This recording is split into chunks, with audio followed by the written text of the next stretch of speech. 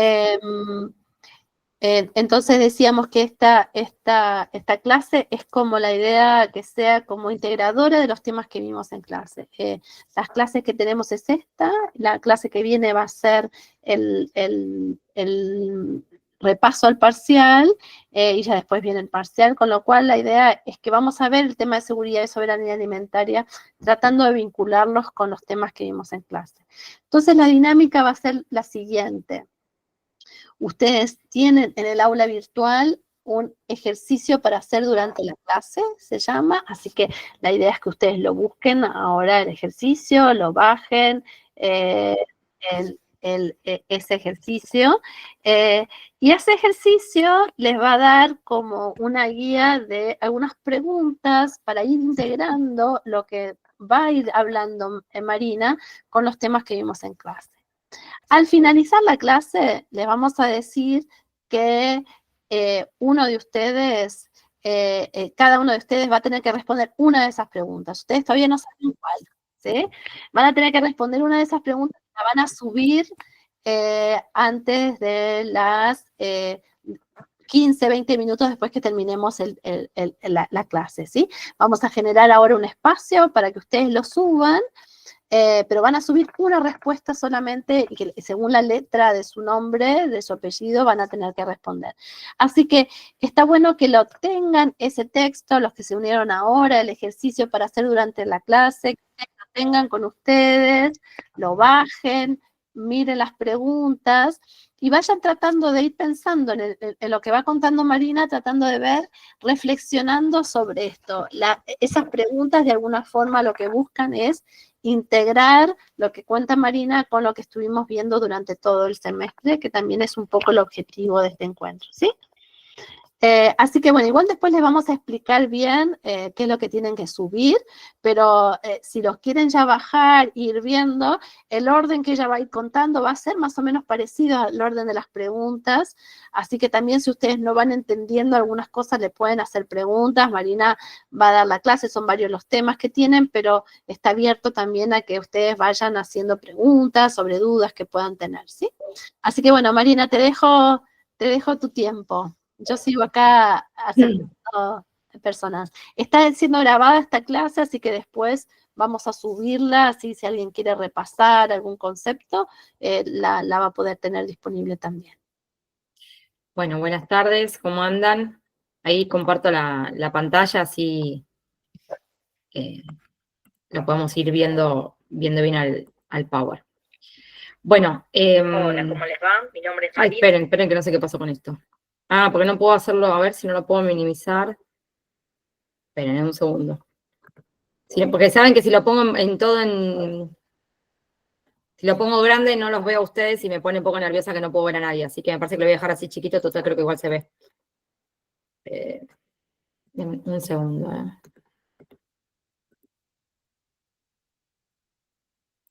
Listo, ya está. Bueno, lo voy a agrandar un poquito de acá. A ver si lo pueden ver mejor ahí. ¿Ahí lo llegan a ver bien igual? Se ve igual, ¿no? Sí, genial. Así, porque si no, si pongo el power en grande, me queda el power y es como hablar arriba de nada. O sea, viendo la nada me pone un poco. Así por lo menos veo algunas caritas conocidas al costado. Bueno, ¿cómo andan? Bueno, la clase de hoy, como dijimos, la idea es hacerla virtual porque son muchos contenidos y el Power está bueno como apoyo visual, que a veces allá en la Facu se complica conseguir el cañón y todas estas cuestiones, por eso decidimos hacerla virtual. Pero las clases virtuales tienen esto que a veces la gente se va, ¿no? Como de... bueno, como pasa en la clase presencial, ¿no? Que a veces uno agarra el celu, se olvida, va al baño, va a poner la pava, como estando en casa, quizás la dinámica familiar es, no sé, los que tienen hijos, familia, es complicado, pero les hacemos esta aclaración que dijo Brenda de que vamos a hacer un ejercicio a finalizar la clase que tienen que subir hoy, que van a tener 15 minutos para resolverlo y subirlo, que es individual, que va con nota y que esa sería, digamos, el cierre de la clase y como para tomar también el presente a esta clase. Así que, bueno, van a tener que prestar atención un poco obligadamente e ir siguiendo. Cualquier duda, pregunta, me frenan, me avisan, no hay problema en responder, y si voy muy rápido, que a veces no me doy cuenta y me acelero, me avisan. No creo que sea el caso hoy, porque hoy estoy un poco cansada, quizás me ven la cara, estoy así como agotada, así que creo que voy a ir lento por el cansancio, pero si ven que me acelero, me chiflan. Bueno, quizás los de trabajo social, no sé si ya habrán visto estos temas en lo que va de su cursada. Los de Nutri son temas que suelen ver, a veces se ve en el módulo introductorio, en el ingreso, ahora no sé bien si lo vieron o no, pero bueno, generalmente son conceptos que más o menos vamos trabajando desde el inicio de la cursada durante todo el recorrido académico. El tema de hoy es derecho a la alimentación, seguridad y soberanía alimentaria. Bien. Ahí va. Bueno, la dinámica de la clase, como dijimos, la idea es en un primer momento explicar esto que estuvo explicando Brenda, la dinámica del trabajo del día de hoy. Segundo momento, la parte teórica, vamos a ir viendo cómo vamos, si tenemos que hacer algún corte o no, para dar un break pequeño o no. Y la última parte, que es la parte más de elaboración práctica del ejercicio que le subió Brenda, que ustedes tienen toda la guía de preguntas y después vamos a decirle cuál pregunta le toca a cada uno, ¿sí? Eso es al final de la clase. Que las preguntas igual son en función a lo que venimos hemos venido trabajando hasta ahora, un poco relacionándolo ya para el examen quizás. Esa sería un poco la cuestión. Bien, para empezar entonces vamos a empezar a pensar juntos, que siempre se dice, bueno, hay que comer bien, pero ¿qué es comer bien? ¿No? ¿Qué significa comer bien? Porque está un poco instalado. No, bueno, hay que comer bien. No, sí, pero tenés que comer mejor. ¿Y qué significa comer bien? ¿Quién me puede desasnar? ¿O qué se les ocurre? No tengan vergüenza en hablar. Creo que cuando se habla de comer bien y demás, habla de la calidad de la comida, que incluso esa calidad nutricional va a hacer que la salud futura, digo, cuando seamos un poco más grandes, digo, hay cosas que van a funcionar mejor como consecuencia de una buena alimentación. Bien, muy bien, Sofía. ¿Qué opina el resto? ¿A qué nos referimos con comer bien? ¿O a qué les suena? ¿Piensan que es algo subjetivo, que es objetivo? ¿Qué les parece? Están tímidos. En realidad la idea de pensar en comer bien... Salí, perdón, tengo el gato que se me está saliendo del placar. Ahí está. La idea de comer bien quizás es un concepto que remite un poco más a lo subjetivo, ¿no? Porque a veces uno piensa que come bien y en contacto con otra persona, puede ser un profesional, o otra persona quizás te dice, no, che, pero no estás comiendo tan bien, porque eso que para vos está bien, de pronto, objetivamente, no sería lo más saludable, por ejemplo. Una cosa es comer bien y otra cosa es comer adecuadamente o alimentarse adecuadamente. Quizás el concepto de comer bien tiene que ver más con una cuestión más subjetiva, más individual también, puertas adentro de mi casa, y quizás la alimentación adecuada tiene que ver con algo más, quizás colectivo y más algo a nivel objetivo. ¿Por qué? Porque hay ciertos estándares que cumplir o ciertas recomendaciones que cumplir para poder decir que una persona se alimenta de manera adecuada, ¿no? Nosotros, de hecho, tenemos toda una carrera organizada para poder establecer qué significa comer adecuadamente. Así que, bueno, primero hay que hacer como esa distinción, que una cosa es que yo piense que como bien y otra cosa es si objetivamente me estoy alimentando adecuadamente. Esas son dos cosas diferentes. Una cosa más subjetiva y la otra es más objetiva. Por otro lado, otra cosa que está bueno quizás que comencemos a pensar es si es para todos igual, ¿no? Comer adecuado, digamos. Individualmente en mi casa puedo comer de una manera y colectivamente también puedo comer de otra. ¿Es para todos igual, digamos, comer adecuado? ¿Cambia algo lo colectivo? También quizás pensar si cambió esto a lo largo de los años, si es que fuimos cambiando las formas de alimentarnos, y por qué fueron cambiando esas prácticas alimentarias también, en función a qué. Y quizás preguntarnos si el Estado tiene algún rol en todas estas cuestiones, ¿no? O qué rol tiene el Estado frente a una alimentación, quizás comer bien, como dijimos que es algo más subjetivo y del ámbito más de lo privado, el Estado quizás no tendría tanta injerencia, pero sí en lo que es una alimentación adecuada, que es más objetivo, y ahí el Estado tiene un rol, que lo vamos a ver hoy en la clase justo que vamos a charlar hoy.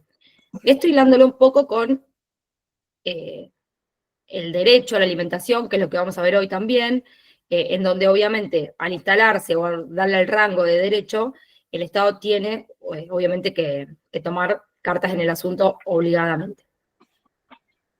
Por otro lado también, cuando empezamos a pensar la clase con Brenda, dijimos, bueno, hay prácticas alimentarias que están naturalizadas, uno se cuestiona, o como vimos en el texto de No es Natural, nos cuestionamos por qué el otro come diferente, o no nos cuestionamos. A mí me pasó algo hace poco justo en relación a esto, ¿no? Que les va a pasar más que nada a los que son de Nutri en la práctica profesional, que la gente nos cuenta todo el tiempo lo que come, y uno de tanto escuchar, se hace representaciones mentales, no sé, si una persona te dice que se comió un guiso, uno dice, bueno, lo hizo de esta forma, más o menos tenés como la receta en la cabeza. O como lo hacemos en casa nosotros, cada uno a nivel individual. Y a veces pasa que hay prácticas que naturalizamos, como que, bueno, no sé, yo les digo, no sé, me pasó hace poco, sándwich de tortilla. Y uno dice, ¿sándwich de tortilla? ¿Tortilla de qué? ¿Ustedes qué piensan? ¿Cómo sería ese sándwich de tortilla? ¿Qué tendría? Hay gente que come sándwich de tortilla. Es la primera vez que escucho sándwich de tortilla. Pan, ¿Qué? tortilla, pan. ¿Y tortilla de qué? Papa. De papa. De papa, bueno, Para mí muy la bien. Yo tortilla es pensé, de papa, ¿no es? claro, muy bien, Soledad. Yo también pensé lo mismo que ustedes. Dije, bueno, esta señora me está diciendo que comió sándwich de tortilla, mucha gente que lo come, no es la primera vez que me lo cuentan. Pero cuando le pregunto cómo hace la tortilla, me dice, la tortilla común. Y le digo, bueno, pero contame cómo la haces, quiero saber, ¿viste? Yo como tipo, involucrándome porque algo no me cerraba el relato. Y me dice agua, harina, levadura, sal, o sea, la tortilla parrillera, ¿vieron? Bueno, levadura no, pero la tortilla parrillera de la calle, que la persona la hacía en la casa, y eso lo metía en pan. O sea, un sándwich de pan, básicamente, era lo que comía esta mujer.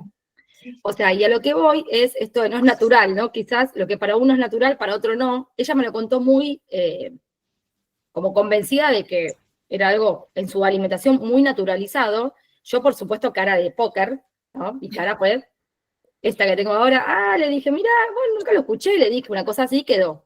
Pero después me quedé medio horrorizada por adentro porque dije, está comiendo un sándwich de pan con pan, como una cosa medio rara. A lo que voy es que nuestras prácticas alimentarias, muchas prácticas las tenemos muy naturalizadas, pero lo que es para nosotros natural, en relación a la alimentación, para otro lado no lo es. Por ejemplo, nosotros también estamos acostumbrados a cenar tarde, ¿no? En Argentina capaz que son las 9, las 10, las 11 de la noche y las personas recién se están sentando a cenar. Si uno va a otra parte del mundo, a las 7 de la tarde están todos cenando y a las 8 y media, 9 están todos los negocios cerrados, no tenés dónde ir a comer. Bueno, eso porque son prácticas diferentes a las nuestras, culturalmente hablando. Así que esto relacionándolo también con el texto que vimos de No es Natural, también está bueno desnaturalizar cuestiones en relación a la alimentación, ¿sí? Y también pensar la alimentación desde lo individual y lo colectivo.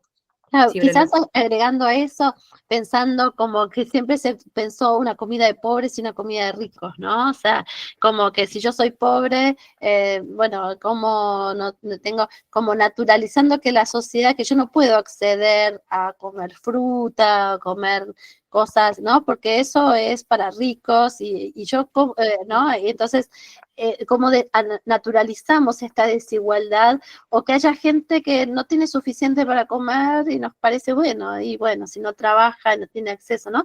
Esta idea de que lo saludable, bueno, tiene su costo y bueno, para algunos, pero los otros comen lo que pueden, ¿no? O sea, cómo la desigualdad va marcando también las prácticas alimentarias y las vamos a natural. Pensemos en Timoneda, ¿no? Volviendo a nuestro primer texto de No es Natural, Timoneda, ¿qué comería Timoneda? Y hasta qué punto Timoneda quizás naturalizó que su comida, ¿no? Por ahí que da solamente energía, porque por ahí son cosas muy baratas, porque comen empanada frita, porque la empanada frita te da mucha energía, pero bueno, eso te lastima otras cosas, pero cómo vamos naturalizando la desigualdad a través de la comida, ¿no? Como algo que bueno, es lo que te tocó en la vida, ¿no? Sí, sí, sin dudas, Bren, sin dudas. Y también hay cosas instaladas de pronto en la sociedad también, como que comer más sano es más caro, que bueno, en algún punto lo que yo trato de enseñarle a la gente o de explicarle es, mirá, en realidad depende cómo lo mires, porque a veces, no sé, un ejemplo medio pavo, pero los cortes de carne más baratos son los que tienen hueso, son los que menos rinden a su vez porque tienen mucho desperdicio.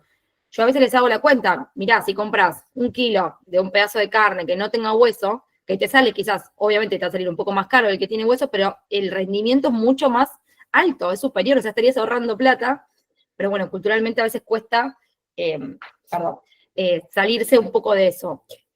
O qué sé yo, en vez de tomar agua quizás gastan dinero en gaseosas, y yo digo, mira, esa plata en vez de gastarla en la gaseosa, toma agua, y con esa plata comprate la fruta para tener para comer después durante el día, o bueno, estrategias que uno va medio buscando, pero no naturalizar de que porque la persona es pobre va a comer porquerías, o si es rica va a comer súper sano, ¿sí? Obviamente que hay una disparidad, porque obviamente si yo tuviese mejores condiciones económicas podría acceder a alimentos más saludables, pero no es la única condición, hay otras en el medio. Bueno, esto como para comenzar a pensar. Ahora sí, digamos, la idea es empezar como a pensar en qué sucede con esto del derecho a la alimentación, cuándo surge, que obviamente surge como un derecho humano, con la Declaración, ¿no?, Universal de los Derechos Humanos, en el año 84, y que marca, ¿no?, se marca como un hito en lo que es la historia justamente de los derechos humanos. A partir de ahí se reconocen diferentes derechos, y eso hace que el Estado necesite sí o sí tomar participación en los mismos.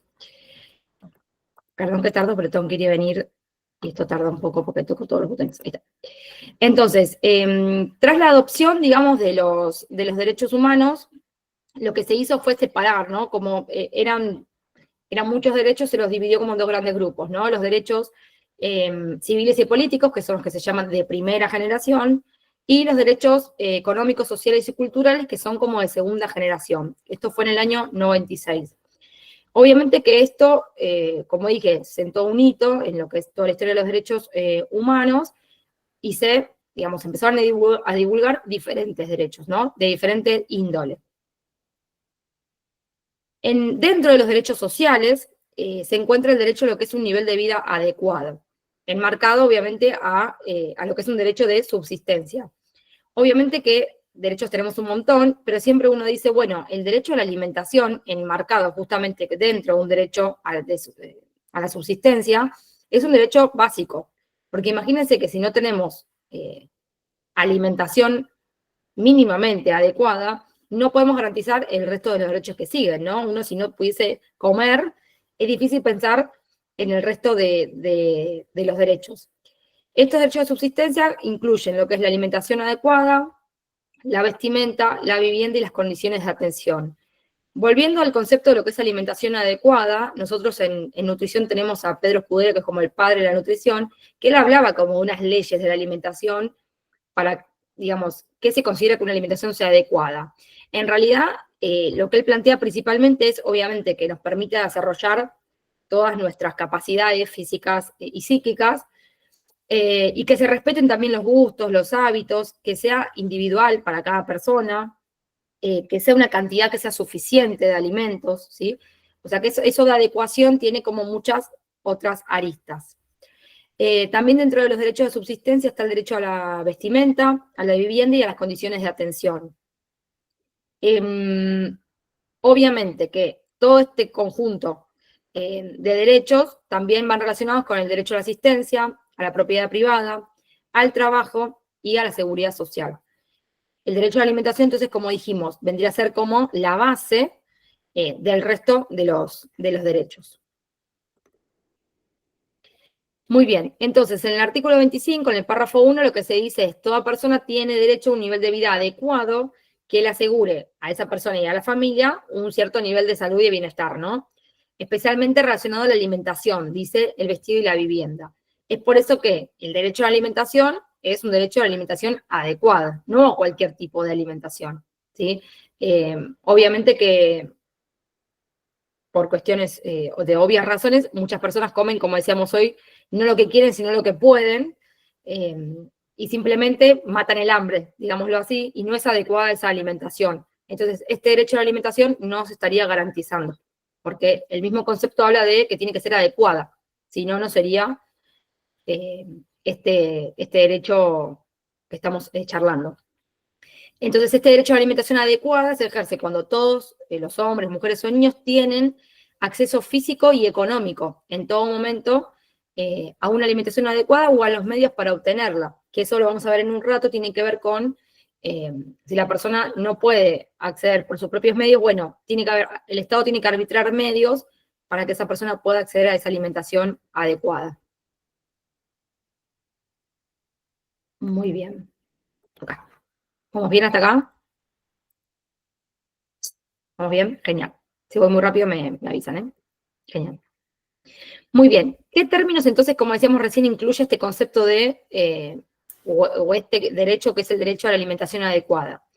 Incluye la adecuación, que como dijimos es que esa alimentación sea adecuada a esa persona, que sea socialmente aceptable y culturalmente aceptable, y que cubre con las necesidades nutricionales, obviamente, en relación a los macro y micronutrientes. O sea, que sea adecuada en función a que cumpla su función biológica de ese alimento y a su vez que sea culturalmente aceptado por esa persona. Algo que para nosotros es bastante obvio, pero cuando uno atiende a una persona en la consulta, las primeras cuestiones que uno le pregunta es gustos, hábitos y también cuestiones culturales, ¿sí? Hay poblaciones de otros países que tienen otros hábitos diferentes a los nuestros, comen diferente y se tiene en cuenta al momento de la consulta. La disponibilidad, que tiene que haber que haya alimentos disponibles a través del mercado o medios para producirlos, quizás a través de alguna huerta o de alguna granja familiar. La accesibilidad, que es el acceso físico o económico también, o sea, acceso físico que la persona pueda acceder a llegar a comprar al mercado o a donde sea que compre sus alimentos, y económico, obviamente, el poder adquisitivo. Y la sustentabilidad, que tiene que ver con que esos alimentos sean duraderos a lo largo del tiempo, sin comprometer a las generaciones futuras, o sea, que no haya una alteración del medio ambiente. O sea, esta alimentación adecuada, entonces, como ven, tiene que tener en cuenta todo esto, que son un montón de cosas, no es solamente comer bien, como decíamos al principio de la charla, es un análisis un poco más profundo. Ahí ya le subí yo al aula el Power, así que después lo pueden descargar ahí, se los pasé a PDF, así lo tienen para leer desde ahí. Entonces, ¿cuál es la importancia entonces al derecho a la alimentación? Bueno, ya lo vimos, pero lo principal es entender que tiene que ser el principal derecho a atender, o el primero, no el principal, el primero, porque sin el derecho a la alimentación no se puede asegurar ni la vida ni el resto de los otros derechos. Y es fundamental que el derecho a la alimentación adecuada se asuma como una política de Estado, ¿sí? O sea, que sea transversal a todos los gobiernos y que se entienda la seguridad alimentaria como una política de Estado en donde haya que garantizar el acceso a los alimentos adecuados y nutritivos para toda la población en todo momento. Eso sería lo ideal. Muy bien. Siguiendo con esto, entonces, como hablábamos, cuando el derecho a la alimentación surge como tal, también surge la necesidad del Estado de tomar posición y de valer porque este derecho se cumpla. Entonces el Estado tiene tres obligaciones, ¿sí? Respetar el derecho a la alimentación, protegerlo y también facilitar y hacer que se cumpla este derecho. Entonces, no es simplemente, bueno, existe el derecho y ya está, sino que el Estado tiene la obligación de arbitrar los medios, como yo les decía, para que este derecho se lleve adelante. A través de diferentes estrategias que vamos a ver hoy. Pueden ser políticas sociales, entrega de caja de alimentos, bolsones, tarjetas alimentarias, capacitación a las familias, entrega de semillas, entrega de pollitos para que tengan después, no sé, gallinas para que tengan huevos. Hay diferentes programas que se van haciendo a lo largo de los años para que justamente el Estado facilite el acceso a estos alimentos. Pero partiendo de esta base es que decimos que el derecho a la alimentación adecuada es uno de los pilares fundamentales, tanto del concepto de seguridad como el de soberanía alimentaria que vamos a ver ahora. Muy bien, hasta acá vinimos como con la parte más de introducción. Ahora vamos a empezar, digamos, a entrar bien derecho en el texto que ustedes tienen subido al aula, que es el texto de Carballo. No sé si lo pudieron leer o no. Ahí me hace Cam que no lo pudo ver, el resto. ¿Lo pudieron leer o no, más o menos? ¿No? Sí. Algunos sí. Bueno, buenísimo. El que lo pudo leer, genial, porque como siempre digo, se adelantan. Yo a los de mi grupo les dije que traten de ir leyendo los textos, si pueden. Yo sé que a veces estas fechas son fechas ya complejas, son fechas de exámenes, así que entiendo que están con 1000 cosas, pero siempre está bueno leer de antemano el texto para entender la clase un poco más y no estar tan perdidos, pero no importa, igual son temas, creo yo, relativamente sencillos de entender, así que lo van a poder seguir. Este texto, como decíamos, lo escribe el ingeniero Carlos Carballo en el año 2011, enmarcado en un libro, ¿sí?, que se llama Seguridad y Soberanía Alimentaria, que tiene diferentes capítulos, cuya autora principal es Miriam Gorban, que es nutricionista, y es como para nosotros, los Nutris, la promotora de la seguridad alimentaria en el país. Perdón, un segundo, ¿eh? Fuera. Fuera. Me vine a la casa de mi hermana para estar sin niños y tengo un gato y un perro que me están volviendo loca. Bueno, pero sin niños. Entonces, este libro, como les contaba, Miriam Gorban es la que lo impulsa, junto con un equipo de profesionales de diferentes áreas, todo relacionado a la alimentación y la nutrición, y está en su afán, digamos, por la seguridad alimentaria, la soberanía alimentaria. Miriam, no sé cuántos años tiene, pero es una señora grande, hasta el día de hoy sigue siendo la referente. De hecho, ustedes saben que en la UNLA tenemos la huerta, no sé si la conocen, la huerta agroecológica que funciona atrás del edificio Marechal, para que se ubiquen, contra el paredón de Malavia, sería la calle. Y esa huerta, formo parte de la huerta, estoy en las prácticas de tercer año de prácticas de salud pública, perdón, salud pública no, ¿cómo le dicen ustedes? Tiene otro nombre, bueno, ahora no me acuerdo. Nutrición comunitaria, de nutrición comunitaria, y le queríamos poner el nombre Miriam Gorban, por ella, porque justamente es como una referente en lo que es la seguridad alimentaria.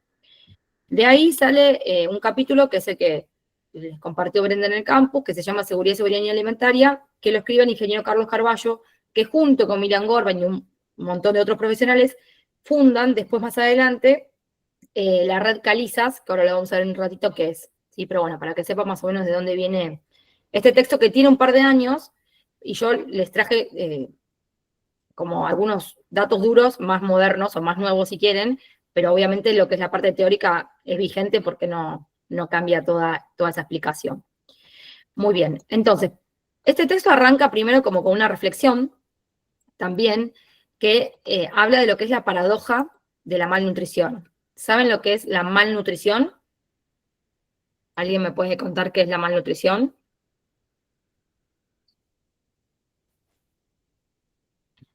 Los de Nutri ya tienen que saber a esta altura, yo creo que es la malnutrición, ¿o no? ¿O a qué le suena? Háblenme porque si no me aburro, si hablo yo sola es un embole.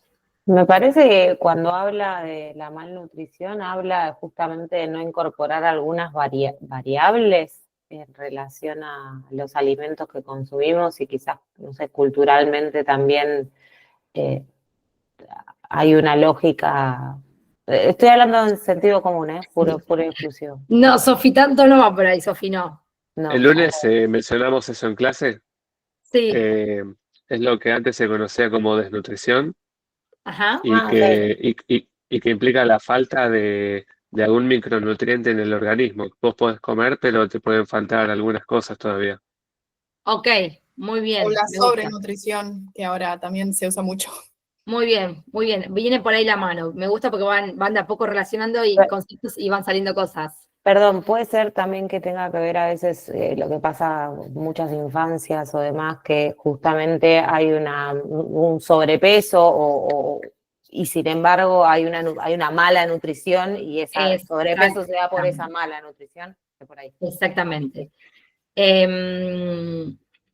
Sí, la idea de pensar el concepto de malnutrición es un poco un concepto amplio que habla como de los dos extremos, ¿no? De gente que de pronto está desnutrida o gente que está con obesidad. En ambos casos se habla de malnutrición porque, como decía el compañero, en ambos casos hay carencias de nutrientes, por defecto o por exceso, pero antiguamente vieron que se decían cuando los nenes eran chiquititos y eran gorditos, que decíamos, ay, qué lindo, yo no, pero digo, la gente decía, qué lindo, qué gordito, qué saludable, decían las abuelas. Bueno, hoy sabemos que eso lejos está de ser saludable, más bien todo lo contrario. Y estaba un poco relacionado a esto, ser gordito es ser saludable y ser flaquito te falta algo. La idea de malnutrición es pensar el concepto en toda su complejidad, es un concepto que abarca tanto la desnutrición como la obesidad, pero que el factor denominador común en tanto la obesidad como la desnutrición es una carencia de algún nutriente, como decía el compañero, ¿sí? Una persona puede tener obesidad, pero porque se la puede pasar comiendo harinas y nutricionalmente hablando tiene déficit de todo lo que se les ocurra. Puede tener anemia, déficit de vitaminas liposolubles, hidrosolubles, etc. Lo mismo una persona desnutrida. Acá sale la paradoja de malnutrición en Argentina porque ustedes no sé si están muy al tanto de temas numéricos o cuestiones de encuestas, pero acá en Argentina tenemos las ENIS, que son las Encuestas Nacionales de Nutrición y Salud, que hasta ahora se hicieron 2, y después hay una encuesta que se llama Encuesta Nacional de Factores de Riesgo. Aparte del censo, ¿no? Que el censo como que abarca diferentes áreas, pero bueno, específicamente en el campo de la nutrición tenemos las ENIS. ¿Qué surgió en las ENIS? En realidad, no hay mucha desnutrición en el país. Obvio que hay en algunas zonas, en algunas provincias, o en, no sé, el conurbano, por ejemplo, que es como un gran conglomerado de gente, hay situaciones de nutrición no tan frecuentes. Quizás sí en otras zonas del país hay mayores prevalencias de desnutrición, pero no es como un súper problema de nuestro país. Pero sí tenemos el problema de la obesidad. Obesidad relacionada con la malnutrición, justamente, o sea, un déficit y una carencia de macro y micronutrientes, específicamente vitaminas y minerales micronutrientes. Entonces, es como una paradoja, porque uno dice, ¿pero cómo? Si Argentina es el granero del mundo, somos un país que proveemos alimentos, exportamos, alimentos, ¿cómo puede ser que nos alimentemos mal? Bueno, tendremos que ver hoy en esta clase qué es lo que está sucediendo, por qué las personas no pueden alimentarse como deberían alimentarse y por qué tenemos esta paradoja de que coexisten personas desnutridas en el mismo país con que coexisten personas obesas, malnutridas, ¿sí? Con exceso de carbohidratos y déficit de vitaminas y minerales. Por eso se habla de esta paradoja, como que, ¿cómo puede ser que estén estos dos perfiles? Porque si yo les digo, no sé, Sudáfrica, y ustedes, bueno, capaz que no vimos, ¿no? El video ese al final, acá no, Brenda, ¿no? Ahora me mareé con el video del año pasado. Pero uno se hace una representación mental de ese país, y quizás no es tan así. Pero quizás uno dice, bueno, están todos desnutridos allá, no sé. Y acá en Argentina, no sé ustedes qué perfil piensan que hay. Pero en realidad lo que hay es una mayor prevalencia, 50% más o menos de nuestra población tiene problemas de sobrepeso y obesidad. O sea, la mitad de la Argentina es gorda, hablando en términos medio feos. Pero es un montón si uno lo piensa, ¿no? Si tuviésemos que pintar un mapa de nuestro país, la mitad del país tiene problemas de exceso de peso. Desnutrición, muy poco. Lo vimos, me dice Carla, la charla TED. Sí, la vimos. Parece que no la habíamos visto, porque a veces me mareo. Me mezclo los años de curso con los materiales. Bueno, eso que hablaba ella también en el video, un poco la representación que uno se hace de ese país. Así que bueno, esto como para que empecemos a ver cómo estamos acá. Lo que sí hay en Argentina es alto nivel de anemia por déficit de hierro, por ejemplo. Déficit de vitamina A, de vitamina D, eso es un poco el perfil actual. No tanta desnutrición de pronto, ¿sí? Malnutrición por exceso. Muy bien. Entonces, ¿qué es lo que dice Carballo? Bueno, en realidad lo que dice Carballo es que en Argentina el hambre y la pobreza nos acompañaron toda la historia, en realidad de la historia de la humanidad, y hay algunos ejemplos que él pone en función a algunos hitos que surgieron en el país. Por ejemplo, en 1984, en donde surge el Plan Argentino de Nutrición, ¿sí? El PAN. En el 2001 con la crisis, ¿vieron la crisis del 2001? Bueno, vieron, digo yo, hay algunos que son muy jóvenes, yo no sé en qué situación estaban en ese momento, si habían nacido o no, pero bueno, luego de la crisis del 2001 hubo como un movimiento, digamos, importante en función a lo alimentario. Luego, en el 2003, que surge el Programa Nacional de Seguridad Alimentaria, y luego en el 2009 que surge la Asignación Universal por Hijo. O sea, lo que él habla es que en Argentina los problemas alimentarios existieron desde siempre y que se viene trabajando con estas cuestiones desde hace ya varios años y pone como estos 4 ejemplos de cómo se viene trabajando esto en nuestro país, a lo largo y a lo ancho del mismo. Esperen que toco acá, ahí está. Muy bien. Pero pensándolo... esto para metinar. Fuera de abajo. Ahí está. Disculpas. Pero pensando quizás ahora, un poco llevándolo a a términos que ya hemos visto en la materia, ¿no?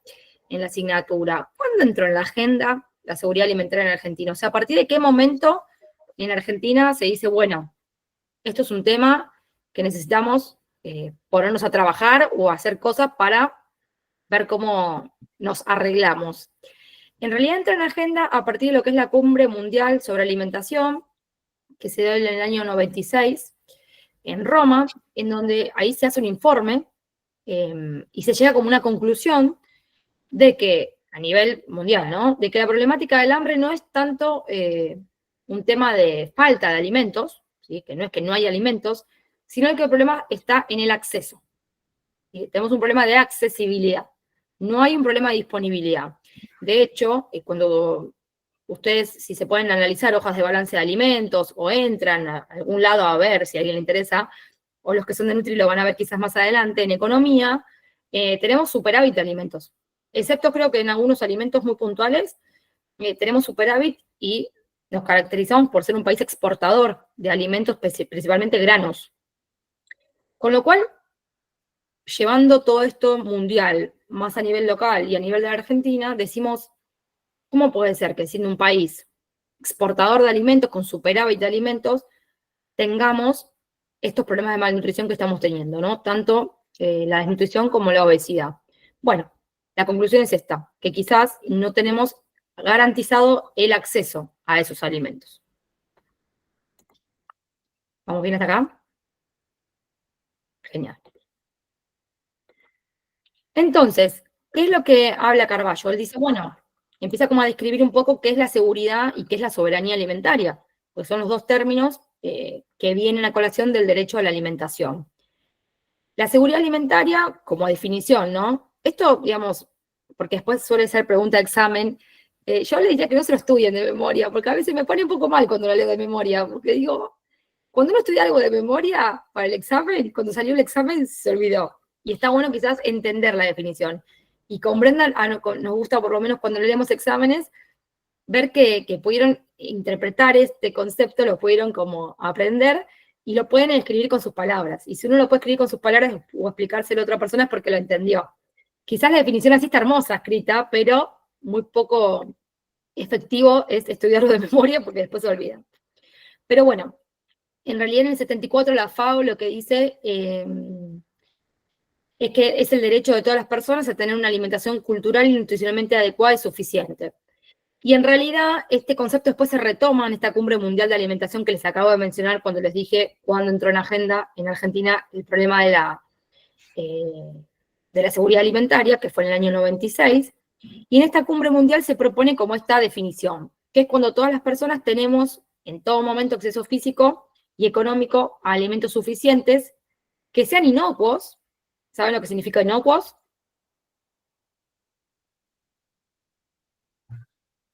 ¿Qué significa algo que es inocuo? Que sea seguro. Claro, que sea seguro, que no te haga mal, ¿no? Que no nos haga mal. Que sea inocuo, o sea, que sea seguro, nutritivo, o sea, no cualquier tipo de alimento que solamente llene la panza, como decíamos hace un ratito, para satisfacer, dice, las necesidades alimenticias y las preferencias en cuanto a los alimentos para llevar una vida activa y sana. O sea, sería todo ese conjunto de alimentos que sean culturalmente aceptados, que sean saludables, nutritivos, y que yo pueda acceder físicamente y económicamente. Físicamente se refiere más que nada a que la persona pueda ir, no sé, si una persona vive, no sé, en la cordillera, digo, vive en una montaña, bueno, que tenga los medios necesarios para llegar hasta un lugar a comprar los alimentos o que alguien se los alcance, nosotros los mercados a disposición. Eso es más que nada el acceso físico y económico, bueno, más que nada con el poder adquisitivo.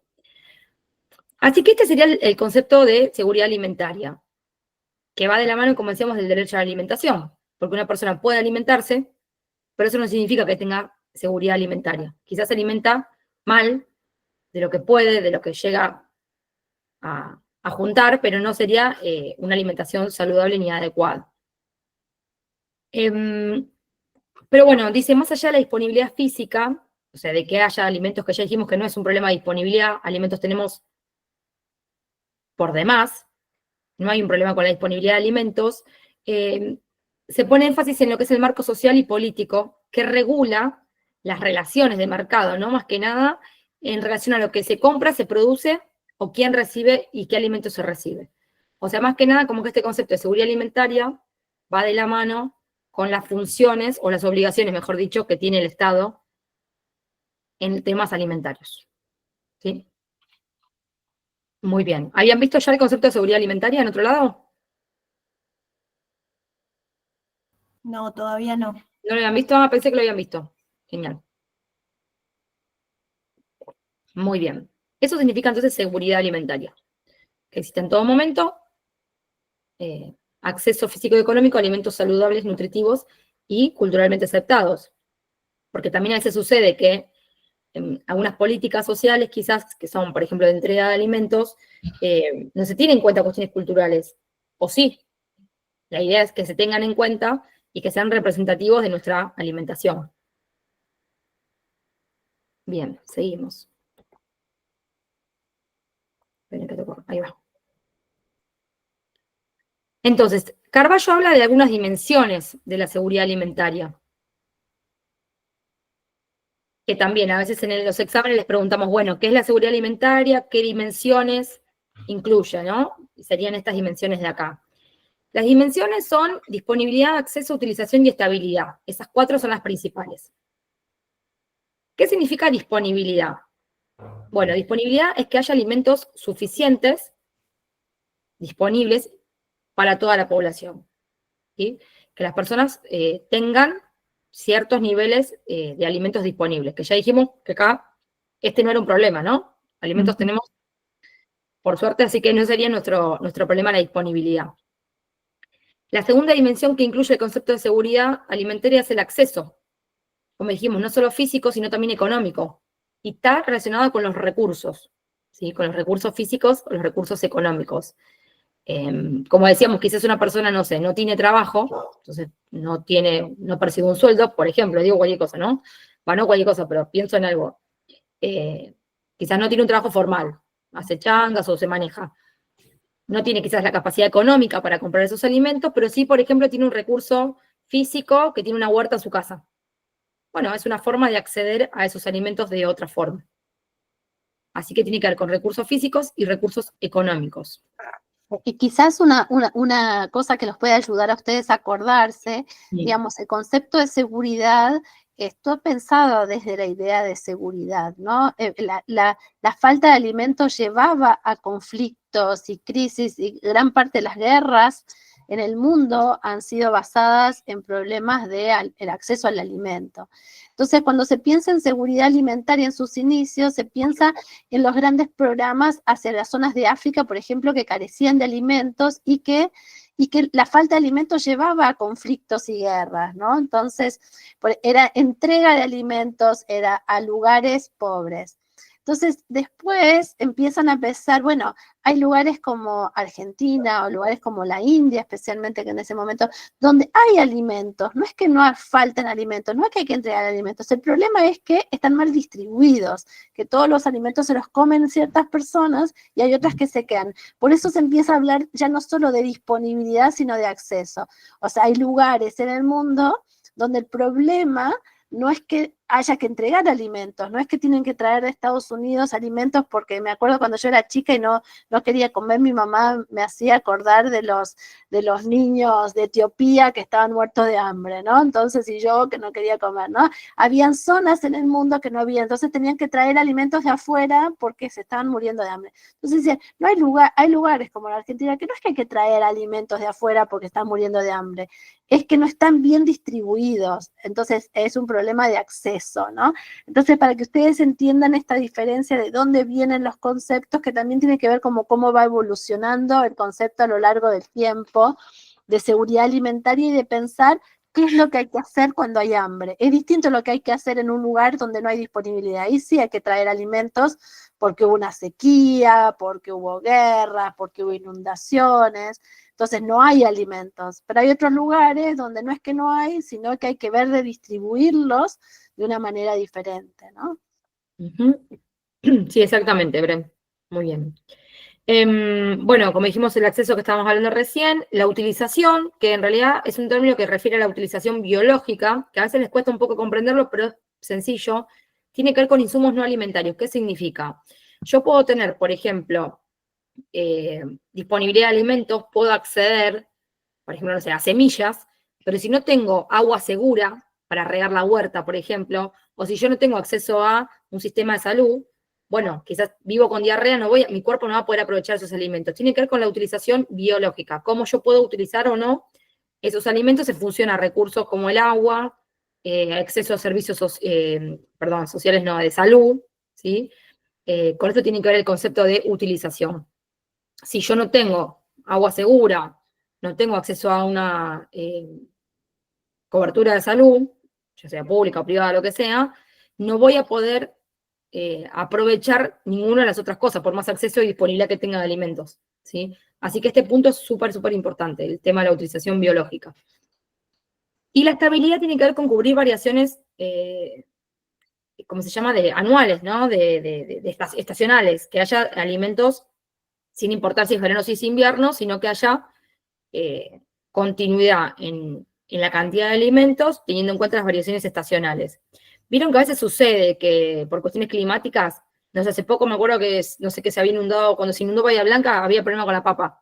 Entonces subió el precio de la papa y todos alocados, pues no, la papa está re cara. Bueno, porque justo hubo una inundación ahí.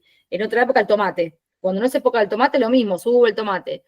El tomate es un fruto que está en una estación, y si no está no sé, en invierno, si no hay tomate, porque no será de invierno, o al revés, si no está en verano, porque será de invierno. Entonces también pensar en eso de la estabilidad, de que haya a lo largo del año, pero bueno, teniendo en cuenta las particularidades estacionales propias de cada alimento, hablando de frutas y verduras más que nada. Estas son las 4 principales dimensiones de la seguridad alimentaria según Carballo, ¿no? La disponibilidad, el acceso, la utilización biológica y la estabilidad. Y él dice, bueno, también podemos agregar 3 dimensiones como extra, si quieren, que son la autonomía, que se refiere a la capacidad del país de producir sus propios alimentos, ¿sí?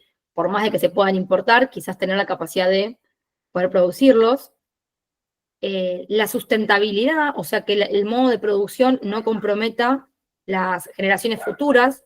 Quizás esto va de la mano con métodos de cultivo, por ejemplo, relacionados a la agroecología, no métodos tan intensivos, o sea, no usar tantos pesticidas, herbicidas y métodos extraccionistas de agricultura, sino quizás ir por el lado de una alimentación, de modos de producción agroecológicos, más amigos con el ambiente, ¿sí? Sin usar tantos agrotóxicos, porque eso sabemos que finalmente después agota el suelo y trae un montón de otras consecuencias. Lo mismo para el ganado, ¿no? Hay algunos métodos que son un poco menos amigos del medio ambiente, así que bueno, esto hace alusión al concepto de sustentabilidad, que no haya un compromiso medioambiental.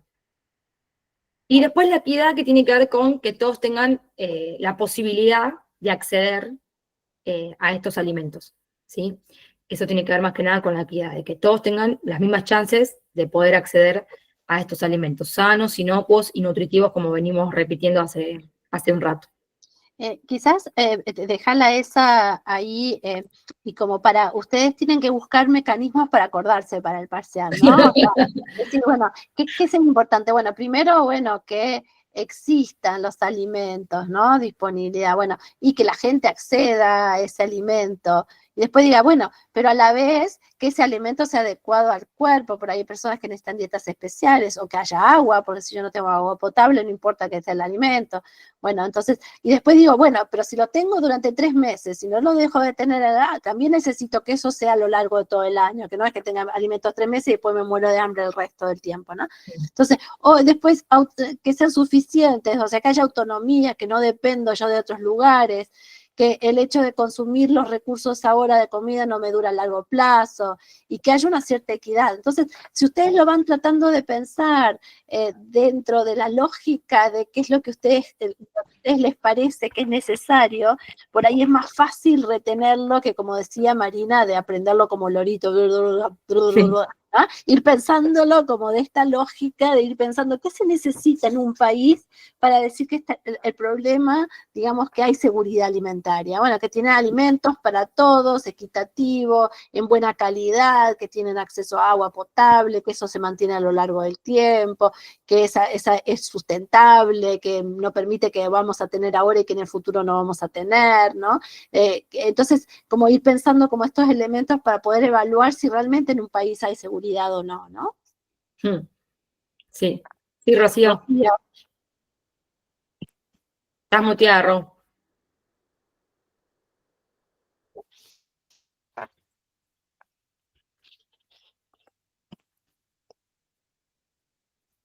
No te escuchamos. ¿Ahora? Sí, ahora sí. Gracias. No, que pensaba un poco el tema de la educación. Capaz que en tema de vulnerabilidad de algunas familias en algunos sitios, porque a veces cuando se entrega una caja de alimento, no sé, mandan porotos o lentejas o algo así, y no es que no lo quieran consumir, sino es que no lo saben No cómo saben. consumir, o cómo dibujársela a la criatura para que la criatura de la casa lo pueda consumir. Sí, Rocío, ahora justo más adelante vamos a hablar un poco de eso, que un poco las cajas alimentarias a veces refuerzan como un poco algunas prácticas alimentarias que no son muy, muy nutritivas, pero por otro lado se hizo toda o se hace todo el tiempo como una revisión de estas cajas y mejoraron un montón. De hecho, yo creo que ya lo conté, pero si no, perdón si repito, yo trabajo en salud pública, trabajo en 2 salitas, en 2 centros de salud del municipio de Lanús, y antiguamente trabajé muchos años en Avellaneda, o sea, prácticamente desde que me recibí, yo me recibí hace 13 años, trabajo en salud pública, o sea que vengo observando prácticas alimentarias en poblaciones vulnerables. Y algo que sucede todo el tiempo es esto de las cajas estas, de que la gente te dice, no, porque me mandan lentejas, arvejas, y mi nene no le gusta, no le gusta, no le gusta. Lo que pasa es que, bueno, a su vez se trata de que esas cajas traten de acercarse un poco más a esto que estamos hablando, de la alimentación nutritiva, adecuada. Pero bueno, si no viene con algo atrás, en una época se entregaban como unos folletos y se hacía una capacitación a las familias para que sepan cómo usar los porotos, cómo usar los garbanzos, cómo usar la lenteja. Que eso no implica que el nene lo coma, porque hay otra. Con los chicos lo que sucede es que si no están acostumbrados de chiquitos es difícil que después los incorporen esos alimentos. Pero bueno, se trató de modificar y a lo que iba es que en las escuelas es lo mismo. Yo me acuerdo hace muchos años, la verdad que lo que le daban en las escuelas era tremendo, eran puras porquerías, y ahora de pronto escucho que algún día les mandan fruta, un sanguchito de pan negro con queso, yogur. Está medio cambiando el sistema alimentario escolar, aunque igual queda mucho por modificar, pero se está tratando de hacer todo un cambio en función a eso. O por lo menos hace muchos años que viene todo este proceso, pero es verdad que hay muchos alimentos que no tienen aceptación, y es muy difícil que una caja represente la alimentación de una casa, porque volvemos a lo individual y lo colectivo. Una cosa es pensar en toda la población, otra cosa es pensar a nivel individual esa familia que come en su casa. Claro, quizás eso también tiene que ver con lo que hablábamos, quizás esa caja se arma que nutritivamente sea completa, pero Sí. no está adecuado a los patrones de lo que la gente consume, entonces no está culturalmente adaptada al consumo de la gente. Entonces hay que o pensar que la gente vaya cambiando, o pensar en esta idea de la subjetividad y la objetividad que decía Marina. Por ahí lo que la gente comer bien, por ahí se acuerdan que los porotos en algún momento se asociaban a comida de pobres, y no la carne era comida buena. Entonces también hay que ir incorporando otros elementos, por eso también el lugar de los nutricionistas en la educación también, ¿no? En que la gente empiece a aprender a usar otros elementos que son altos en nutrición, que no son tan caros, pero que la gente no lo tiene asociado como algo bueno, o es algo no digno, ¿no? La avena o esas cosas que también lo daban en las cajas y que la gente las tiraba porque por ahí no las asocia a un alimento rico y nutritivo, ¿no? Sí. Sí, es complejo. También es muy complejo el tema de estandarizar, como digo yo, porque es muy difícil estandarizar una caja que sea culturalmente aceptada, que sea nutritiva, que justo vos también en tu casa lo consuman. Lo mismo pasa con las comidas de los comedores escolares, ¿no? Es muy difícil que los niños coman lo que justo está en los menús planificados. Claro, justo quería comentar eso. Sí. Por ejemplo, bueno, yo vivo en Lomas y cuando empezó el año, el comunicado del jardín fue eso, de que había cambiado el menú semanal del jardín. Y ahora es todo verduras. Pero en la zona es el único. Claro. No El es resto- a todos los colegios, sino es el único jardín que trabaja de esta manera ahora. ¿Es un jardín municipal? Sí. Sí, habrá habido una bajada, a veces hay bajadas como el ministerio o no, y en realidad está buenísimo que suceda, pero también es complejo, con los chicos es muy complejo el tema alimentario, porque no las comen. Es lo mismo de las lentejas, el mismo ejemplo. Pero bueno, porque falta la parte de la educación alimentaria atrás, ¿no? Eso tendría que ser como una materia, como si fuese una materia en el jardín, en todos lados tendría que haber educación alimentaria, sería fantástico. De hecho, se propuso en la ley de alimentación saludable que salió con los etiquetados frontales, vieron, de alimentos autóctonos. Bueno, había una parte que hablaba de educación alimentaria en todos los niveles, desde jardín hasta la secundaria, que sería lo ideal, sería lo ideal. Dharma dice un punto que creo que es importante en cuanto a la accesibilidad y disponibilidad, es el tema de la exportación de alimentos de calidad. Puede ser Dharma, la verdad que ahí no sé muy bien, si obviamente por cuestiones obvias los mejores alimentos se exportan por temas de dinero, pero también tenemos acá alimentos súper saludables y de buena calidad, así que no creo que sea tanto el problema ese. Y Pau dice, no hay dignidad en recibir una caja con alimentos que las familias no eligen, por ahí, por eso no se aprovecha. Seguro, Paula, seguro. Sí, estoy de acuerdo con vos. Y a su vez estas cajas a veces refuerzan prácticas alimentarias, ¿no? Porque son cajas puras de puros hidratos. Siempre es harina, son fideos. Ahora intentaron con las legumbres ir un poquito más allá. Pero bueno, antes les daban huevos, después los huevos los sacaron, después le daban leche, no sé. Fueron medio variando. Pero la verdad que la prestación es cada vez es más escasa, por no decir otra palabra. Sí. Muy bien, bueno, hasta acá estamos entonces con las dimensiones de la seguridad alimentaria. Esto es súper importante que lo tengan claro, así que si hay algún concepto que no se entiende, me dicen. Seguimos. Muy bien. Entonces, ¿qué pasa en Argentina? En Argentina, primero lo que se hace es, se reconoce que hay diferentes modelos de producción, como hablamos hace un ratito, modelos quizás más intensivistas, poco amigos de la ecología, versus prácticas más agroecológicas, y acá entonces se hacen como dos tipos de bandos, ¿no? La agricultura más a nivel empresarial, hay otra palabra que es el texto que ahora se me fue, como más a grande de las grandes empresas, o una agricultura más familiar. La agricultura empresarial generalmente va de la mano con el uso de, como decíamos, pesticidas, agrotóxicos, etcétera. En cambio, la agricultura familiar tiene que ver más con prácticas amigas de la tierra y del medio ambiente, ¿sí? Y con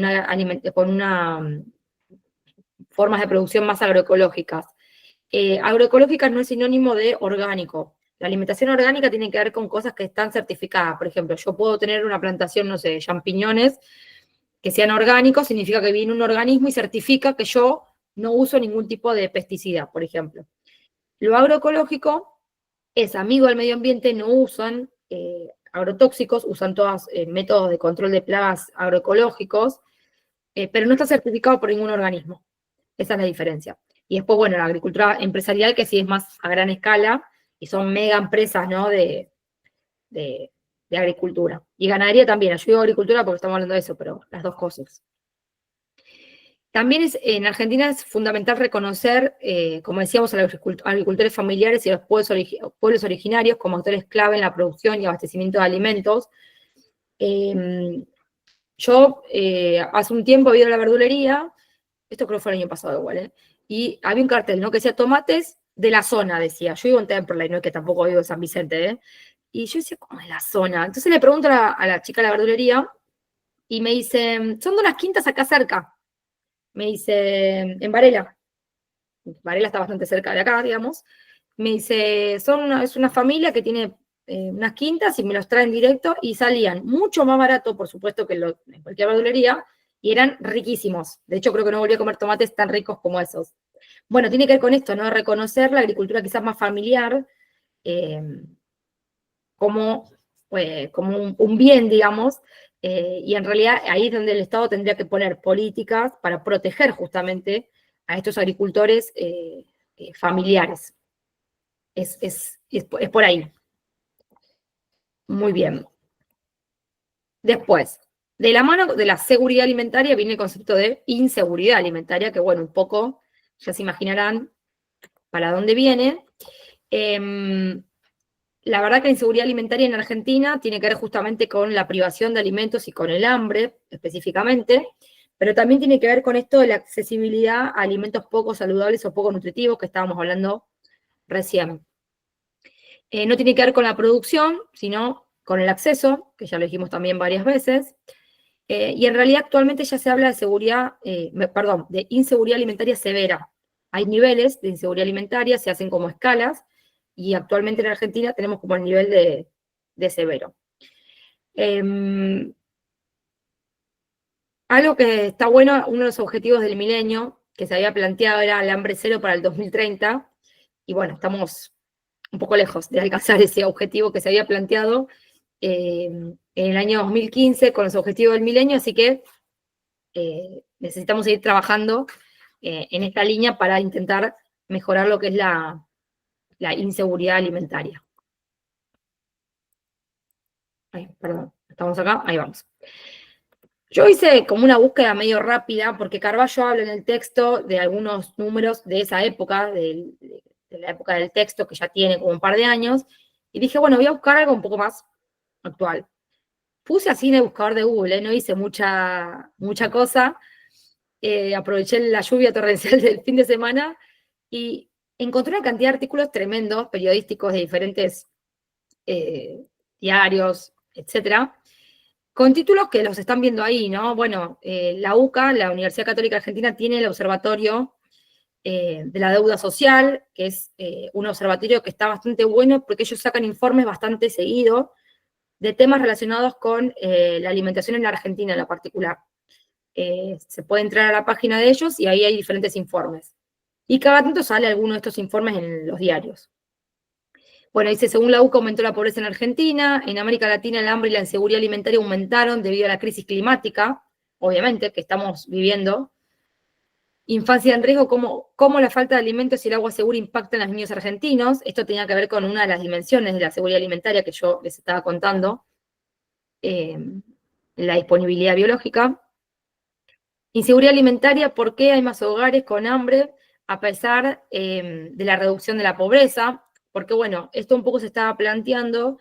Yo otras veces hablaba de la canasta básica, cómo se mide la pobreza y todo. Esa parte ahora la saqué porque si no me quedaba muy largo y era mucho claso.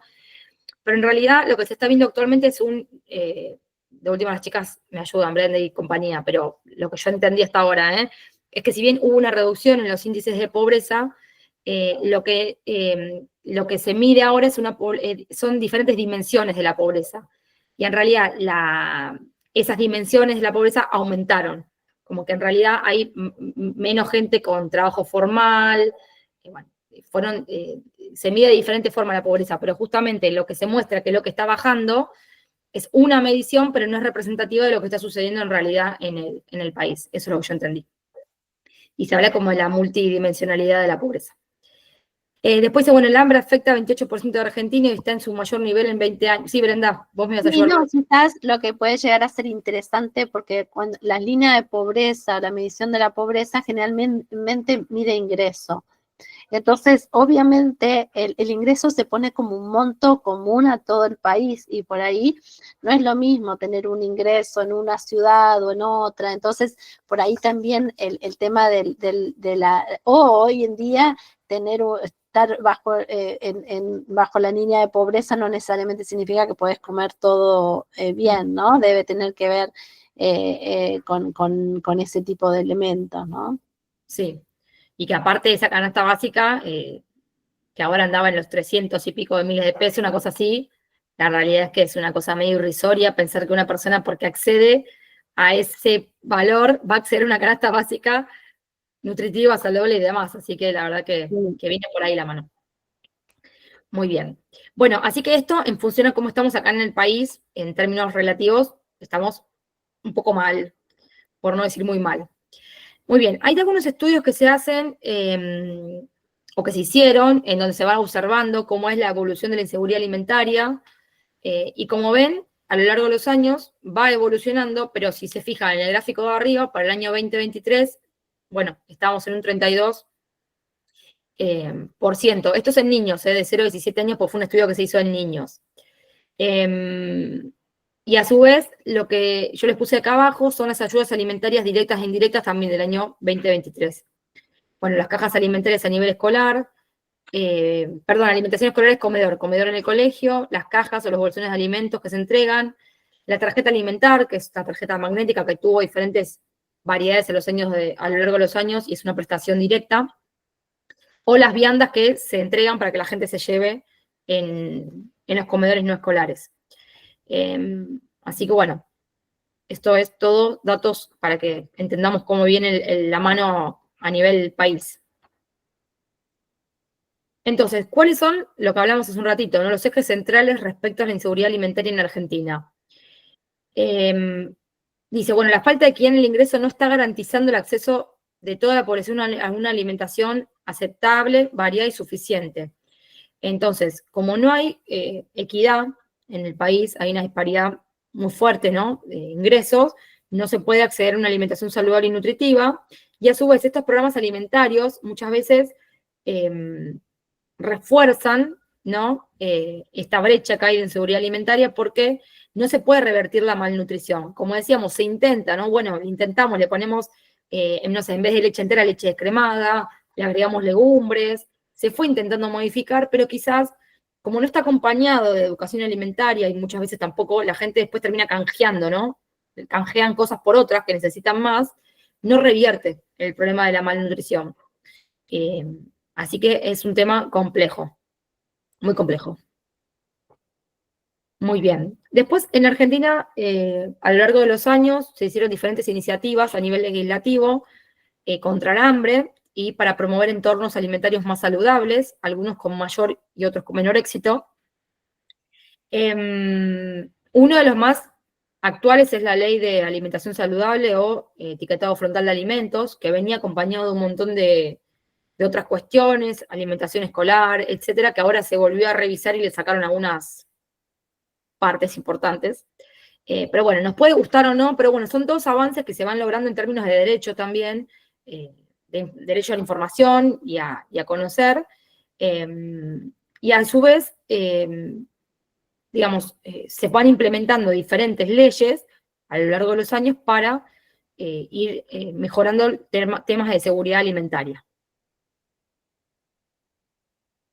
Este es el Plan Nacional de Seguridad Alimentaria que surge en el año 2020 en plena emergencia de COVID-19, cuyo objetivo principal era posibilitar el acceso de población vulnerable a alimentos que sean saludables, acordes y nutritivos.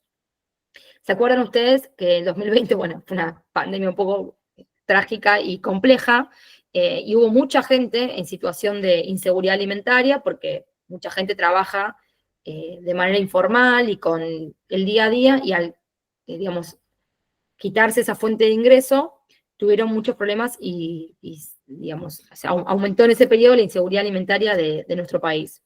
Entonces, en este marco surge este Plan Nacional de Seguridad Alimentaria, también se llamaba Hambre Cero, después le cambian los nombres, pero la prestación sigue siendo la misma. Actualmente, si la buscan, aparece así, en la página de, no sé, porque ahora les cambiaron los nombres a los ministerios, no quiero decir cosas que no son, creo que es de Capital, no sé qué, Humano, algo así, Plan Nacional de Seguridad Alimentaria. ¿Qué? Ministerio de Capital Humano. Ese Ministerio de Capital Humano se llama así ahora, aparece con este nombre, pero antiguamente se llamaba Hambre Cero. Es el mismo, con otro nombre, que consta de la tarjeta alimentar, que es una tarjeta magnética, de transferencia directa para la compra de alimentos. Consta del programa Pro Huerta, no sé si lo conocen, el programa Pro Huerta.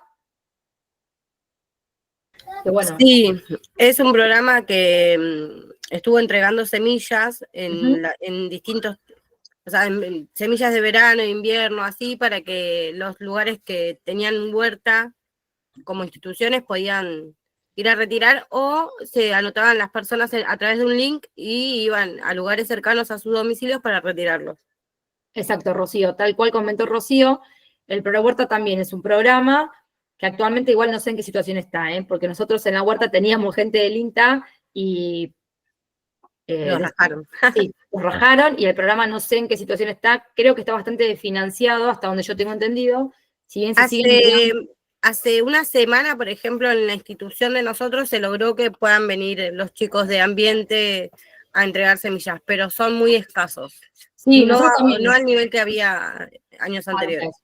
Sí, nosotros en la huerta antes teníamos gente del INTA que daba capacitaciones, cursos, y de pronto dejaron de venir porque, bueno, hubo reducción de personal, cerraron áreas, qué sé yo, y está bastante desfinanciado todo este tema, pero se siguen entregando semillas. Ahora nosotros también nos entregaron. Yo vivo, bueno, como les conté, en Lomas, y hace poco salieron que te podías anotar para ir a retirar. Así que siguen entregando semillas, pero el programa en sí está medio desarmado. Bueno, eso es el programa Pro Huerta, que se entregan semillas a familias vulnerables, o no, digamos, es para toda la población, eso está bueno, para armar en casa una huertita. Bueno, fortalecimiento a comedores comunitarios y merenderos, a comedores escolares, y asistencia alimentaria directa a las familias con estos módulos o prestaciones alimentarias, que son las cajas de alimentos que estábamos hablando hace un ratito. Esto sigue en vigencia, o sea, este Plan Nacional de Seguridad Alimentaria sigue en vigencia con estas prestaciones que acabamos de mencionar. Esas son las políticas sociales que tenemos actualmente. Como les contaba hace un rato, cuando les empecé a hablar del libro de Seguridad y Soberanía Alimentaria, y les conté que Carlos Carballo, que es el autor del texto que estamos trabajando, formó parte junto con Miriam Gorban, que es la señora que está ahí canosa. Ellos fundan la red Caliza en La Plata, y actualmente hay toda una red, Calizas, que es la red de cátedras libres de soberanía alimentaria, o sea, en diferentes universidades del país hay una cátedra libre, o sea, que no está dentro de lo que es el plan de estudio o la currícula de estudios, pero uno se puede anotar y cursar libremente. Soberanía alimentaria se llama la asignatura, y está bueno porque, bueno, es una red de todo el país en donde se trabajan diferentes temáticas. Y aparte, bueno, hay un abogado, y vieron que cada tanto sale en la tele, no sé, pueblos fumigados o situaciones así. Bueno, ellos tienen mucha injerencia en todo eso. Y ellos, que nuclean como más de 60 espacios universitarios, lo que hacen es sacar informes anuales de cómo está la situación en Argentina durante ese año. El último es del 2024, que yo se los puse ahí porque salió hace muy poquito. Yo no sé si hace 1 o 2 semanas, porque cuando terminé de armar la clase recién había salido del horno el informe. Pero bueno, en realidad, en resumidas cuentas, el panorama es el que les acabo de contar, ¿sí? Que aumentó en realidad la inseguridad alimentaria y la brecha en las diferentes situaciones, digamos, sociales del país. Pero bueno, está disponible, está accesible, y si a alguien le interesa el tema puede chusmearlo. Y sepan que existe esto, que es una herramienta nuestra, porque tener como una radiografía, y cuando ustedes leen, algunos de los títulos que yo les puse ahí de los diarios salió de acá. O sea, es como que sacan el informe, hacen un extracto y suben la noticia. Cuando ustedes escuchen o lean alguna noticia relacionada con la seguridad y la soberanía alimentaria, vean de dónde sale la información. Eso está bueno también. Esto a nivel país. Y a nivel mundo, lo que tenemos es un informe que se hace también de la OPS, de UNICEF, que es un panorama regional de seguridad alimentaria y nutrición. El último es del año 2024. Y en realidad lo que es el resumen de todo este choclazo, ¿no? Porque es un choclazo de todo un informe de la región de lo que es América Latina y el Caribe, lo que se habla es que el mundo, como ya dije, está lejos de alcanzar el objetivo del milenio de desarrollo hambre cero para el 2030, y que en realidad retrocedimos 15 años en términos de alimentación. O sea, es un panorama que no solo es de Argentina, sino de toda Latinoamérica.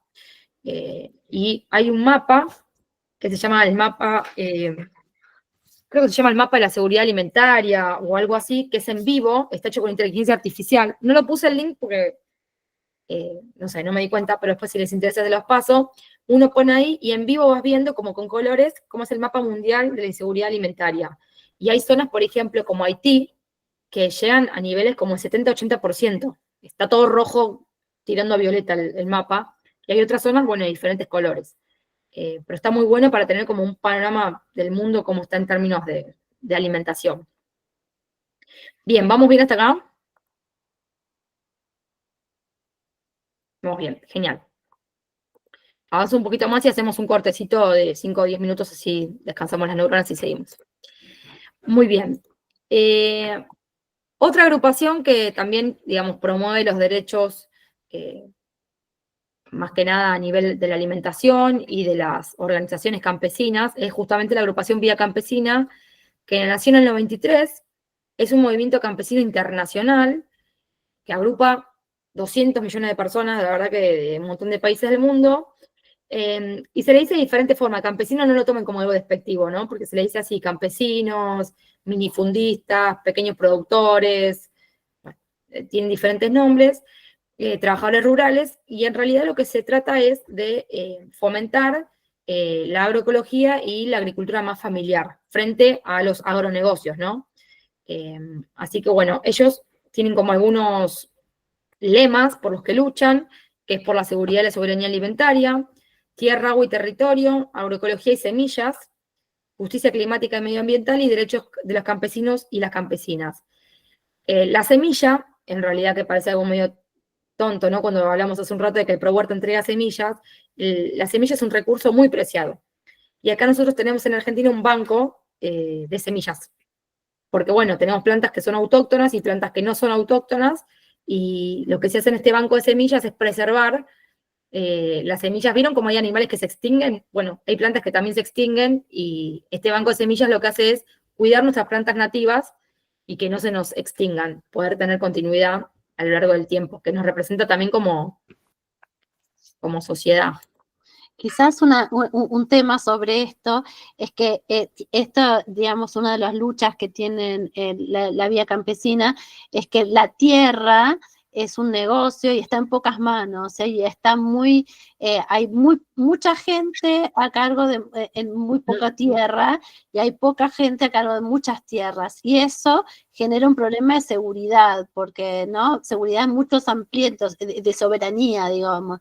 Primero porque esas grandes son grandes empresas que pueden decidir comprar o no comprar, y también por esto, porque traen las semillas transgénicas modificadas genéticamente, y eso altera muchas cosas. Entonces, estos pequeños campesinos, que en realidad un campesino es aquel que trabaja su propia tierra, ¿no? Es que tiene una pequeña producción de tierra y la produce para sí mismo y que vive de su tierra, a diferencia de los grandes terratenientes que por ahí viven en Recoleta y tienen grandes extensiones y tienen trabajadores. El campesino es el que tiene una tierra, vive de ella y vive en la tierra, ¿no? Entonces está mucho más preocupado por la sustentabilidad a largo plazo. El que está en Recoleta, si la tierra después de 5 años no sirve más, no importa, recuperó su inversión y la deja tirada.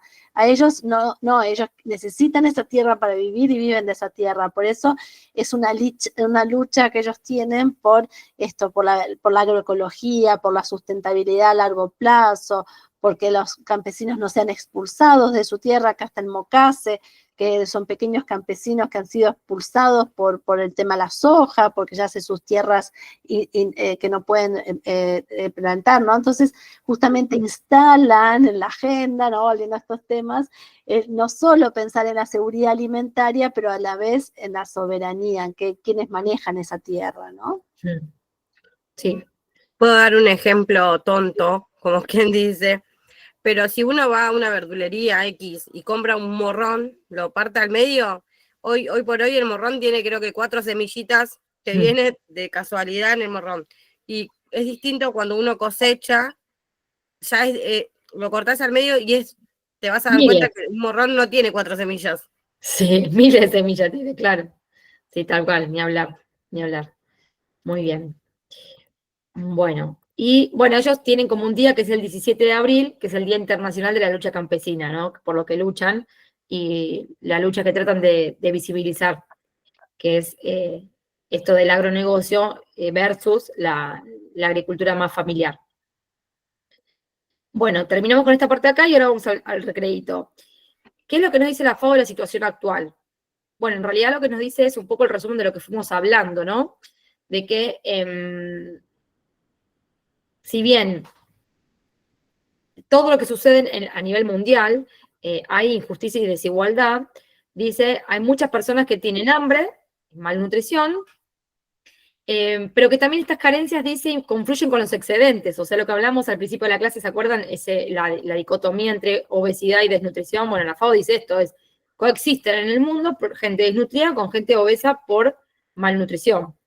Y lo que está sucediendo es que el hambre, digamos, en el mundo no tiene que ver con problemas naturales, técnicos o, como decíamos, de disponibilidad, de que no haya alimentos, sino que tiene que ver con la mala distribución y el acceso a esos alimentos y con el fracaso de políticas agrarias neoliberales, obviamente que no van de la mano de la vía campesina y de la agricultura más familiar, sino que son las mega empresas, como decía Brenda, muchas tierras en pocas manos de los más poderosos, y obviamente eso no vendría a la mano de la seguridad alimentaria. Así que bueno, ¿alguien quería decir algo? Ay, me fui de tema.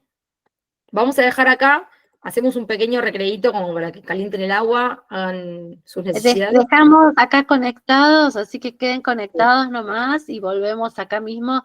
Son las 7:30, ¿les parece 10 minutitos? Y volvemos.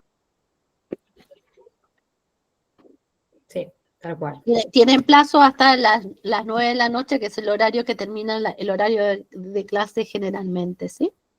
Sí, ahora nos queda esta segunda parte que es cortita igual, y ya les dejamos el tiempo para subirlo, hacer la tarea tranquila hasta las 9, y ahí nos quedaría registrada la asistencia con este ejercicio. Bueno, si les parece estamos en horario, entonces continuamos. Un segundo.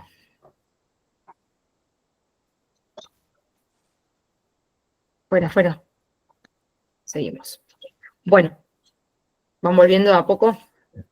Antes de continuar, les queríamos hacer un comentario quizás breve.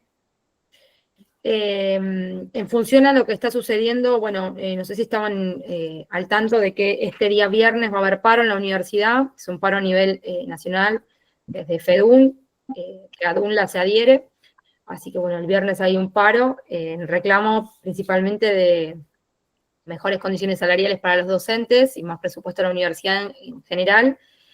Justo recién en el intervalo me puse a mirar un coso y me agarró un poco de depresión, porque salió un informe nuevo que nuestros salarios son los más bajos de toda Latinoamérica, hablando un poco de la situación de la seguridad alimentaria, bueno, llevándolo por otro lado. Mañana, de 13:30 a 14:30, va a haber una jornada de visibilización en la entrada del edificio José Hernández, que los invitamos a participar los que estén por la universidad. Bueno, y el día viernes que hay un paro que, la verdad que yo personalmente, los paros así me causa mucha tristeza porque perdemos todos, ustedes pierden clase y nosotros perdemos también la posibilidad de dar clase, pero es la forma que encuentra el gremio de visibilizar toda esta situación que es grave. Así que bueno, eso en función a lo que está sucediendo más a nivel nuestro. No sé si las chicas quieren agregar algo. No, sí, bueno, mañana también existe el mediodía y hay algunas actividades de movilización para dar cuenta de, digamos, no solo es el tema salarial, sino todo lo presupuestario, ¿no?, que funciona en la universidad, la investigación, la infraestructura, todos los elementos que son necesarios para mantener una universidad funcionando. Así que bueno, el tema presupuestario es un tema muy importante que siga en la agenda, ¿no? Que se siga poniendo como un tema relevante para el país, no solo para ustedes que estudian, sino para todos los argentinos. Sí, tal cual. Bueno, fuera. Chao. Perdón. Es re goma, la perra de mi hermana es re pesada. El domingo me agarró los lentes de mi nene y me los destruyó. Menos mal que tiene otro par, pero casi la mato. Es re linda, pero es un poco intensa. Anda afuera. Ya hueva, afuera. No se va. Bueno, seguimos entonces. Seguimos con la última parte que es breve, pero bueno, para terminar y que vayamos al ejercicio, así concluimos con la clase según lo planificado. Entonces, ya vimos el concepto de derecho a la alimentación, seguridad alimentaria, con las dimensiones, problematizamos un poco esto, lo relacionamos con otros conceptos que vimos a lo largo del cuatrimestre, que esa es la idea que ustedes traten de hacer en sus casas también, cuando estudien para el examen, que traten de, en función a todos los temas que vimos, desde el primero hasta el último, relacionarlos entre sí y específicamente con este concepto. Esa sería un poco la elaboración por parte de ustedes. Que un poco fuimos igual hablando hoy, ¿no? El otro concepto que nos quedaba por charlar en el día de hoy era el concepto de soberanía alimentaria. Y en función a esto, tenemos la definición de qué significa, digamos, o qué es la soberanía alimentaria. Bueno, también, la soberanía alimentaria también se introduce en el año 96, por la Vía Campesina en Roma, también por el por la Cumbre Mundial de la Alimentación, y en realidad tiene que ver con el derecho de todos los pueblos a poder definir sus propias políticas y estrategias de producción, distribución y consumo de alimentos, al fin de garantizar una alimentación cultural y nutricionalmente apropiada. Es como que la soberanía alimentaria va por encima de la seguridad, ¿no? Alimentaria, que era, bueno, el acceso en todo momento de todas las personas a alimentos nutritivos y todas las dimensiones. La soberanía tiene que ver con más, a nivel más macro, de que todos los pueblos tengan derecho a elegir sus formas y sus métodos de producción, y que sean sustentables y amigas con el medio ambiente, no solo de producción, sino de comercialización y distribución de alimentos, garantizando este derecho a la alimentación. Pero es como que la soberanía alimentaria está arriba de la seguridad, ¿no? Tiene que ver con cuestiones más macro. ¿Qué características tiene la soberanía alimentaria? Bueno, primero, presupone una soberanía política, económica y cultural. En función a eso, primero tiene que haber una soberanía nacional, ¿no? Un país que sea independiente, que tenga soberanía, entonces en función a eso se puede pensar en una soberanía también alimentaria. Incluye 5 aspectos centrales, como dijimos, lo que es la producción, la transformación, la comercialización, la distribución y el consumo de alimentos, es decir, toda la cadena de producción de ese alimento. ¿Y cuál es la principal diferencia con lo que es la seguridad alimentaria? La seguridad alimentaria se centra, como dijo Brenda, en el concepto de seguridad, ¿no? Disponibilidad de alimentos, que era uno de las dimensiones, la disponibilidad. En cambio, la soberanía se centra en el modo de producción y el origen, o sea que va un poco más allá de la seguridad alimentaria. La seguridad tiene que ver más con la disponibilidad, el acceso y todo lo que ya acabamos de ver, y la soberanía tiene que ver con el modo de producción, de cómo estos pueblos van a poder elegir o no sus métodos de producción, distribución y comercialización de alimentos. Entonces, yo acá les puse un grafiquito que me pareció que estaba piola para entenderlo un poco mejor. La soberanía impulsa lo que es el control y la decisión en todas las etapas de la cadena alimentaria, desde lo que es la producción de ese alimento, ya sea en el campo, en una fábrica, donde sea, hasta el consumo en los hogares. Y acá es donde el Estado tiene injerencia justamente en poder garantizar que estas políticas sean sustentables con el medio ambiente y amigas también del medio ambiente. Quizás, Marina, esto es interesante porque tiene que ver con no solo cuando los temas entran en la agenda, sino de qué manera se entran en la agenda, ¿no? ¿Qué tipo de acciones se espera del Estado?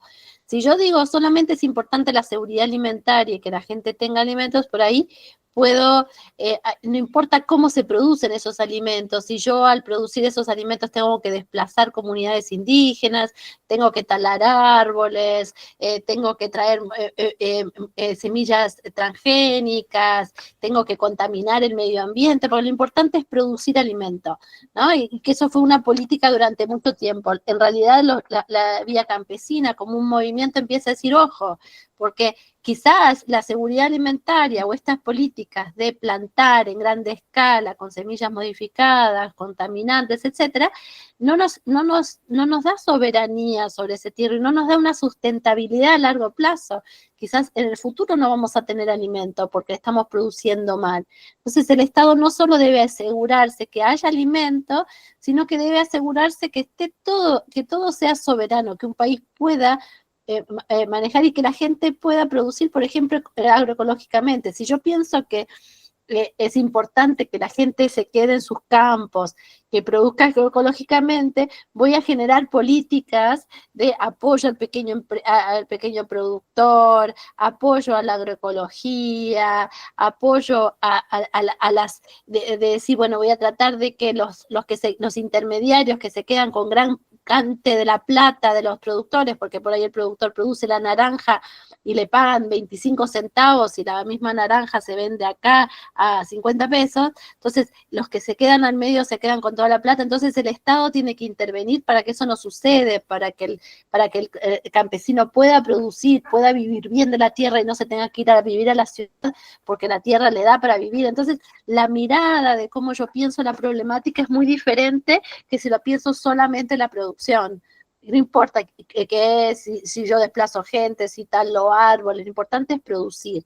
Entonces me parece que justamente la vía campesina como un movimiento social de campesinos viene a decir, ojo, ¿no? E instalar en agenda no solo es importante la seguridad, sino también, no solo es importante que exista la comida, que esté disponible en forma, sino que además cómo se produce esa comida, cómo llega a la mesa de la gente, quiénes se quedan con la plata, en qué medida es sustentable, los campesinos pueden vivir de eso y no tienen que irse de sus campos, ¿no? Entonces, por eso es interesante que ustedes vean esta diferencia, que en la otra, la soberanía es como un poco más amplia, y no solo más amplia, sino que empieza como a cuestionar, es decir, no solo es importante el alimento a cualquier costo de cómo se produce, sino que hay que pensar en cómo se produce y especialmente en los pequeños productores, ¿no?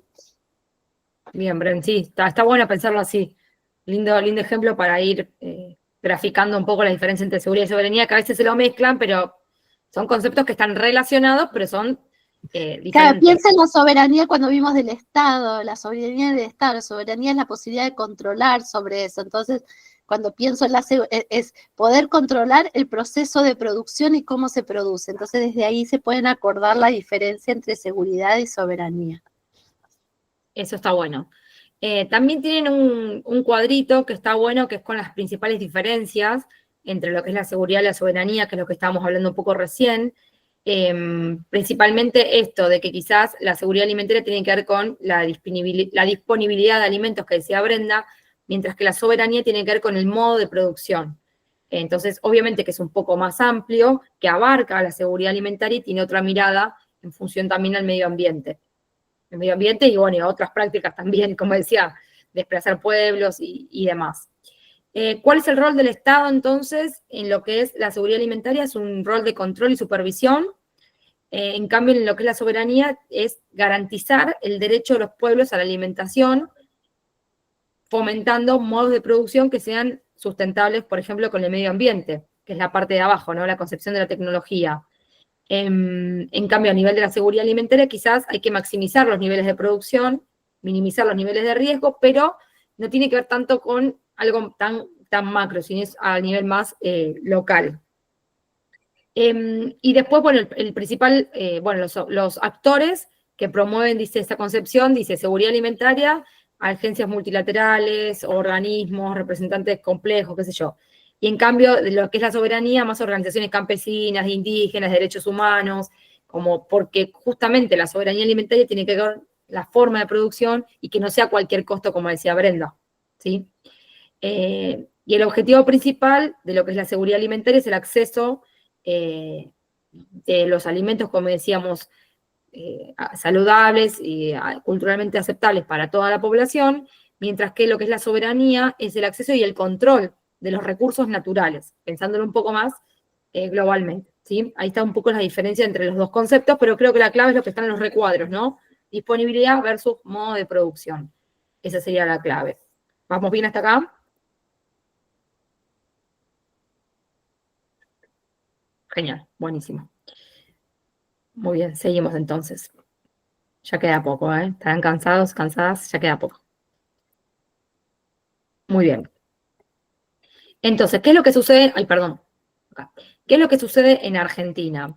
En Argentina lo que sucede es que a nivel de soberanía, ¿no? Esto del modo de producción, las grandes empresas desplazan a las unidades domésticas, se le dice, o unidades pequeñas de producción, lo que es la agricultura de mega empresas versus pequeños campesinos o pequeños productores.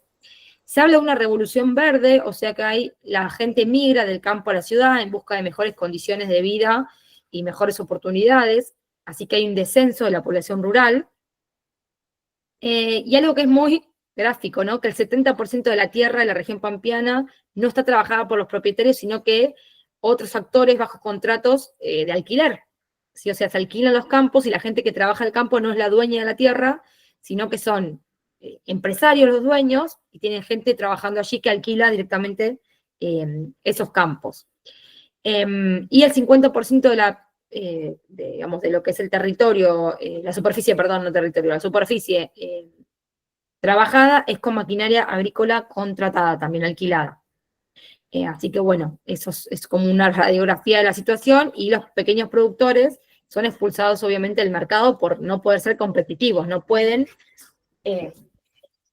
ponerse a la par de las megas empresas, ¿sí? Así que esto es lo principal. Lo principal es esto, que la tierra es trabajada por personas que no son dueñas de esa tierra.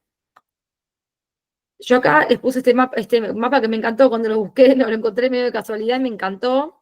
Esto que hablamos un poco al principio, ¿no? Cómo puede ser que Argentina sea el granero del mundo, el reino de la soja, y sí están así. Y la verdad es que sí, somos un gran país productor de alimentos, principalmente, como decíamos, granos, que a su vez los granos que producimos son los granos que consumimos, ¿no? El trigo, el maíz, bueno, la soja quizás no tanto, pero se está utilizando a gran escala, ganadería, bueno, miel, no sé, ahí tenemos algodón, no sé, en todo el país, a lo largo y lo ancho tenemos diferentes economías regionales, o sea, que somos un gran país productor y también exportador de alimentos.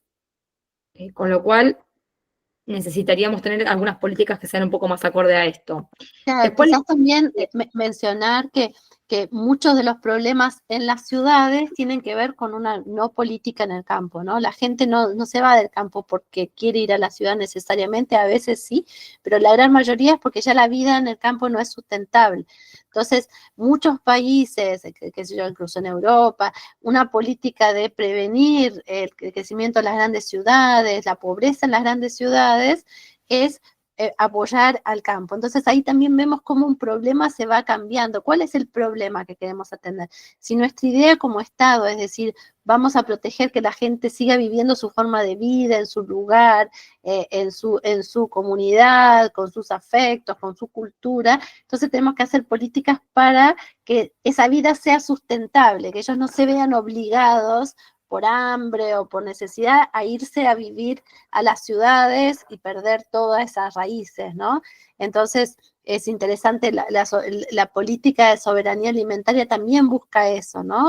Que se haga sustentable esa forma de vida, y esto que decía Marina, la diversificación, porque por ahí si solo se maneja por el rédito económico, si el día de mañana la soja es lo que más plata te da, va a estar toda Argentina plantada con soja y si llega a haber un problema, después no tenemos soberanía alimentaria, o sea, no tenemos esta diversidad de alimentos para que nosotros podamos autoabastecernos y comer de todo. Seríamos una gran tierra de soja. Entonces, tienen que haber políticas que permiten que esta diversidad no se acabe, que no se termine, sino que se permita que hayan diferentes alimentos, que hayan alimentos que sean que hayan la posibilidad de producir agroecológicamente, que podamos ser soberanos en el manejo de nuestros alimentos, ¿no?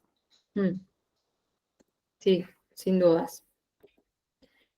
Muy bien, después también buscando así información para la clase un poco más actualizada, encontré este ranking de productos exportados, que es del periodo 23-24, pero bueno, me pareció que igual estaba bueno no encontré más nuevos, no sé si había o no, pero bueno, encontré estos como exportadores. Fíjense en el ranking, productos de soja, ¿no? O sea, lo que es el aceite y la harina. Después el sorgo, el maíz, poroto de soja, harina de girasol, aceite de girasol, biodiesel y trigo. Y fíjense en el ranking de exportadores a nivel mundial, esto desde el año 2022 también, no encontré datos más actuales, pero éramos el tercer país en el mundo exportadores netos de alimentos. Así que fíjense si no somos un país con gran capacidad productora de alimentos, y no es justo, digamos, que, bueno, si se habla de justicia quizás hay un montón de cosas que no son justas, pero la verdad que haya estos problemas que estamos charlando no es justo, no se entiende desde esta lógica, ¿no? De los números crudos y tan duros. Pero bueno, a lo que iba es que, como vemos, analizando estas exportaciones, fíjense que hay alimentos básicos que son de uso en nuestra sociedad, ¿no? No sé, el aceite de girasol, el trigo, la polenta, que es la harina de maíz. O sea, que no tiene que ver con la producción, como ya dijimos, sino estas políticas que hacen posible o no el acceso a esta alimentación a un porcentaje elevado de personas. Así que bueno, esto va de la mano de la seguridad y la soberanía alimentaria. ¿Qué métodos de producción tenemos y qué estamos haciendo con toda esta información? Muy bien. Desde el punto de vista de la producción, la soberanía plantea esta necesidad de, digamos, fomentar la producción de alimentos a nivel local y la diversidad que decía productiva, no solo de especies y ecosistemas, y cultural. Como decía Brenda, este mapa que yo les mostré con las diferentes producciones a lo largo y a lo ancho del país, que se pueda sostener, o sea, que haya políticas de Estado que fomenten y que, digamos, protejan a estas formas de producción de la diversidad que tenemos, que no sea solo soja, soja, soja, como decíamos, porque si no, la soja también lo que tiene es que es un cultivo que es muy dañino para el suelo, que el suelo queda inutilizado por un montón de años, así que bueno, habría que protegerlo. Por eso, yo acá les puse una cita de un autor que dice, bueno, hay que impulsar políticas que brinden apoyo a estas economías regionales, por sector y por producto, para que la población rural siga quedándose en sus territorios, ¿no? En sus campos, y que puedan vivir dignamente, porque todas estas agrupaciones de la vía campesina que fuimos charlando y la red Calizas, que ellos están muy de la mano de todo lo que es la agricultura familiar, el problema que tienen es que son personas que están muy precarizadas, muchas veces no tienen estudios, ¿sí? No tienen la posibilidad, mejor dicho, de asistir a las escuelas, viven en condiciones bastante precarias, así que bueno, habría que fomentar y poner políticas ahí en estas agriculturas más familiares, que esa parte son más sustentables también con el respecto al medio ambiente. Y bueno, después esta cita que es un poco larga, pero me gustó, igual a mí, la iba a borrar, después la dejé porque dije, bueno, me gustó lo que dice, que es lo que les remarqué, que simplemente es que las personas quizás no comen lo que quieren, ni lo que conocen o lo que saben, sino lo que pueden, ¿no? Que es lo que fue un poco el resumen de la clase de hoy.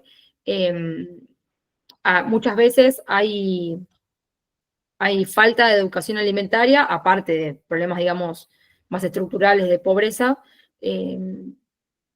y quizás nuestro rol, ya sea desde el lado de la nutrición o del lado del trabajo social, es poder, bueno, facilitar o intentar brindarle herramientas a esas personas para que con lo que tienen hagan lo mejor que puedan. Ya sea a través de acceder a alguna política social o a través de alguna práctica alimentaria que uno pueda ayudar a la persona para mejorar justamente su alimentación y mejorar esta inseguridad alimentaria que estamos transitando. Así que bueno, esto me gustó. Y bueno, ¿y qué dice Carballo a finalizar como conclusión? Dice, bueno, analizando las exportaciones, lo que se puede apreciar es que la problemática alimentaria no depende de la producción, sino de esas políticas que hacen posible o no el acceso a un elevado porcentaje de personas, que ya lo dijimos hace un ratito, a una alimentación nutritiva, saludable, como ya acabamos de decir. Así que está más relacionado con la soberanía alimentaria, ¿no? Con esas formas de producción y esas políticas que existen, no tan amigas de las personas quizás.